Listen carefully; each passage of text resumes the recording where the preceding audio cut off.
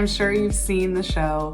The family's outgrown their spaces. One of them wants to move somewhere new. One of them wants to just deal with renovations to fix the issues.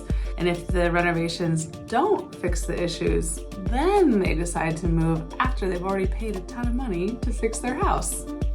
While reality TV is super fun to watch, and this is one of my favorite shows, the reality of living in a construction zone, not super great. So let's break down what you should do. It's really common to get frustrated with your space, whether you have a growing family, a shrinking family, you're dreaming of moving to the beach or to the mountains, you've decided you just hate your condo. Those are all really valid reasons to want a change. And whatever the reason may be, it's important to identify why you think that you might want to move before you do anything. So while you're making this decision about whether you might want to move or you might want to renovate, here's 5 things to think about. Number 1, can it be fixed easily? If you want an updated kitchen, you can swap out fixtures, you can paint the cabinets, you can buy new appliances. It's a fairly easy thing to do. It can be expensive, but it's not difficult. Now, if you want a bigger kitchen, are you gonna tear out an exterior wall or are you just gonna move? Number 2, can you deal with contractors? Hiring an interior designer or a general contractor to manage your project, it'll help, but renovations require you to work with multiple companies and contractors on a daily basis. You'll be totally dependent on their timeline, and the quality of work is dependent on the type of contractor that you hire. If you don't want people coming in and out of your home for weeks, maybe even months, it might be time to consider just moving. Number 3, can you live with a mess?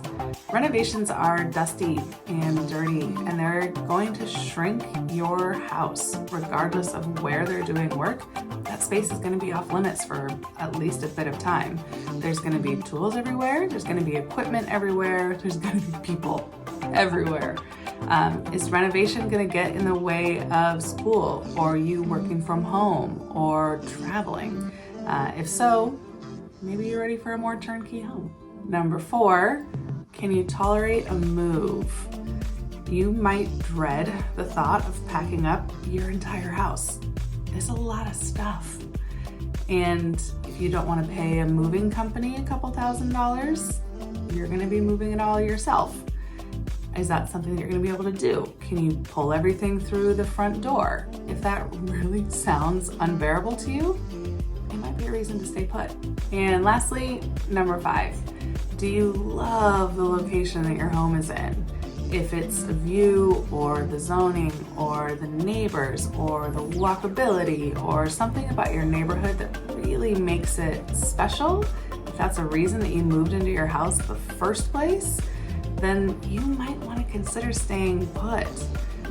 If that's the case, it's definitely going to be better to renovate. So no matter what you decide, it's important to have a good realtor that you can go to for advice. Whether you want us to come over and tell you how much these renovations might cost, if they're going to be worth it down the line when you do decide to sell, or if you just want to know what your house is worth and maybe you can just buy a better house in the same neighborhood. We're happy to talk you through all of those things. No pressure, no sales, just our honest opinion and advice. If you're thinking about making a move, or if you know someone else who's thinking about making a move, we would love to chat, of course. Feel free to reach out via phone or email, and we'll talk to you soon.